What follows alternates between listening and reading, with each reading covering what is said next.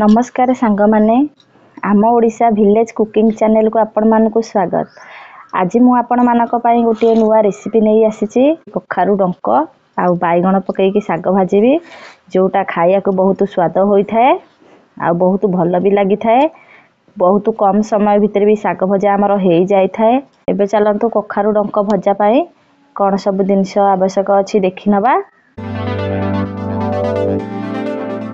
कखारु डंक भजा पाई मु नेची दीटा बैगण दीटा बड़ साइज रो पियाज नेची सुकिला लंका 3टा नेची कंचा लंका 3टा नेची फुटैया पाई सोरिष नेची साग भजा रे पकैया को बड़ी नेची। एबे चलंतु साग को काळेई नबा। मु नेची 6-7टी डंक ताको एम्ति काळेई नेबे। देखंतु एई भली भाबे रे सब सुंगु को तार बाहर कर देबे। एम्ति ताको काळेई नेबे। पत्र भी आमर सेमती कळा हबो तार डेम्फर एम्ति सिरा कुरा को बाहर कर देबे। देखंतु एटा को काढी नेबे। पत्र को एम्ति छोट छोट करके काटी देबे। जो फूल अछि ताको भी आमे पकई दवा भजा रे। एटा को एम्ति भांगी देबा मझिरु फूल को छिंडेई देबा। आपण माने ए डांगो को बाहर कर देथिबे केवल पत्र को ही मंथिबे। देखंतु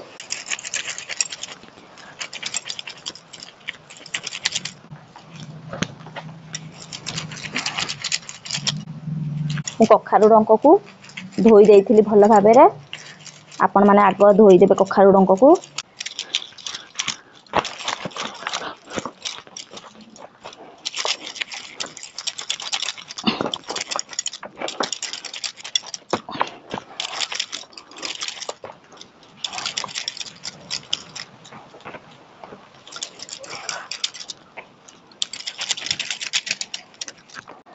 एबे चलंतु बैगण को काटी नबा। बैगण को एई भले छोट छोट करके आपण माने काटी नेबे। एते छोट करके काटीबे साग रे भलो मिंजी जाई थाए बैगणटा। एई भलिया सब बैगण को आमे छोट छोट करके काटी दबा। बैगण को आपण माने जेबे भी काटीबे संगे संगे पानी रे पकई देबे नहले बैगणटा हमर कळा पड़ी जाई थाए। एबे चलंतु साग को छोट छोट करके काटी दबा। देखंतु ए भली भाबरे साग को धरिबे एम्ति छोट छोट करके काटी नेबे। देखंतु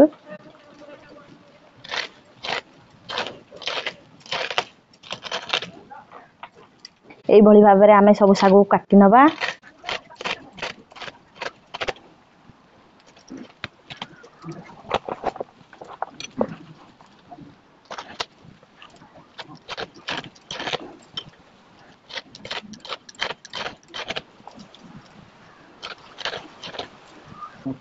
आपण माने कखारु डंक को जेते चुन चुन करके काटीबे सागटा सेते खाइया को भल लागि थाए।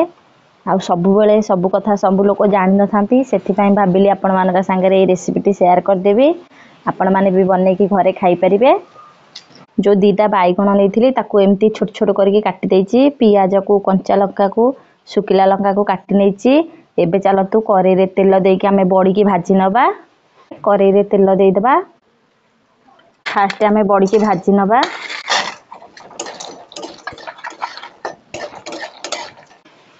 कखारु डंक रे बड़ीटा पकेकी भाजिले कखारु डंकटा खाइया को भल लागि थाए। एबे हमर बड़ी भाजी हे गलानी मु ताको काढी नउची। बड़ी की भाजी बेनी बेसी। एबे सेई तेल रे आमे सोरिष को देई दबा। सुकिला लंका को देई दबा। एबे सोरिष फुटी गलानी कंचा लंका को देई दबा। पियाज को देई दबा। एबे ताको भल रे भाजी नबा।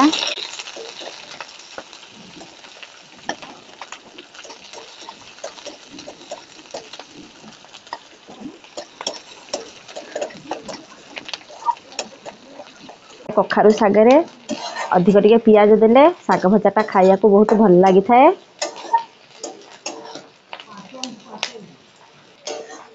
एबे पियाज भाजी हे गलानी काटी के रखिथबा बैगण को पकई दबा। ताको भी भाजी नबा भल भाबरे।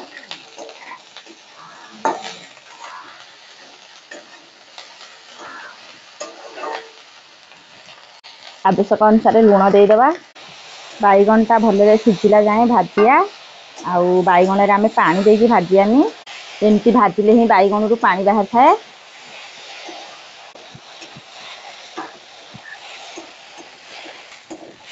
ବାଇଗଣ ଆମର ଭଲ ଭାବରେ ସିଝିଗଲାଣି।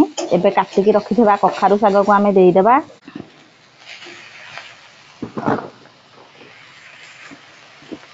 ଦେଖନ୍ତୁ ମୁଁ ଶାଗକୁ କେତେ ଛୋଟ ଛୋଟ କରିକି କାଟିଛି। ଆପଣମାନେ ଯେତେ ଛୋଟ କରିକି ଶାଗଟା କାଟିଥିବେ ଶାଗ ଭଜାଟା ବହୁତ ଭଲ ଲାଗିଥାଏ ଖାଇବାକୁ। ଏବେ ଆମେ ଶାଗକୁ ଲେଉଟି ଦେବା।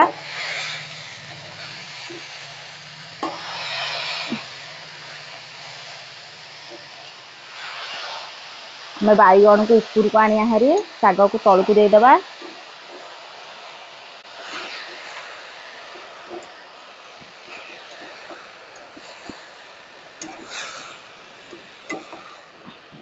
କଖାରୁ ଶାଗଟାକୁ ଆମେ ଯେହେତୁ ଧୋଇଥିଲେ ଶାଗରୁ ଆମର ପାଣି ବାହାରିବ। ଆମେ ତାକୁ ଅଳ୍ପ ସମୟ ପାଇଁ ଘୋରେଇ ଦେବା। କଖାରୁ ଶାଗଟା ଟିକେ ସିଝିବାକୁ ଟାଇମ୍ ଲାଗିଥାଏ ଯେହେତୁ ତାର ଡଙ୍କ ପଡ଼ିଛି ଏଥିରେ। ଏବେ ତାକୁ ଆମେ ଅଳ୍ପ ସମୟ ପାଇଁ ଘୋଡ଼େଇ ଦେବା।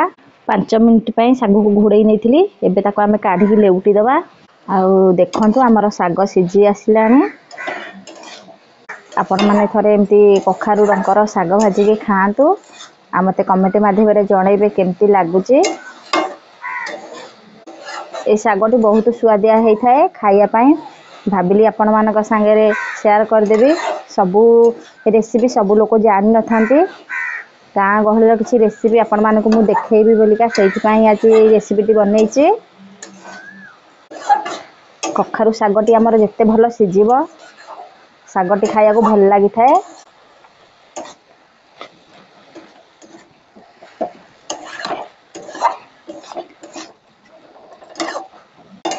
ଆମେ ଯେଉଁ ବଡ଼ିକି ଭାଜିକି ରଖିଥିଲେ ଏବେ ଆମେ ଶାଗରେ ଦେଇଦେବା। ଆପଣମାନେ ବଡ଼ିକି ଏମିତି ନେବେ, ଯେଉଁ ଭାଜିକି ରଖିଥିଲେ ତାକୁ ଏମିତି ହାତ ସାହାଯ୍ୟରେ ପୁରା ଗୁଣ୍ଡ କରିଦେବେ। ଦେଖନ୍ତୁ ତାକୁ ଏମିତି ଶାଗରେ ଦେଇଦେବେ। ଏବେ ତାକୁ ଆମେ ଲେଉଟି ଦେବା। ବଡ଼ିଟା ଆପଣମାନେ ସଦାବେଳେ ଶାଗ ଭଜା ଲାଷ୍ଟରେ ଦେବେ, ଯେତେବେଳେ ଶାଗଟା ଆମର ହେଇ ଆସିବ।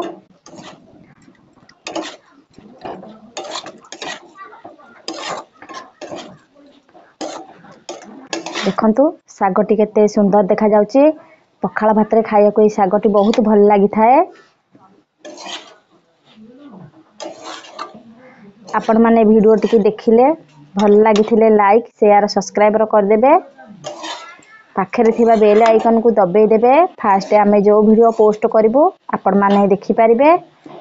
ଦେଖନ୍ତୁ ବାଇଗଣ ପୁରା ଫିଟିକି ଆମର ଶାଗ ସାଙ୍ଗରେ ମିଶିଗଲାଣି।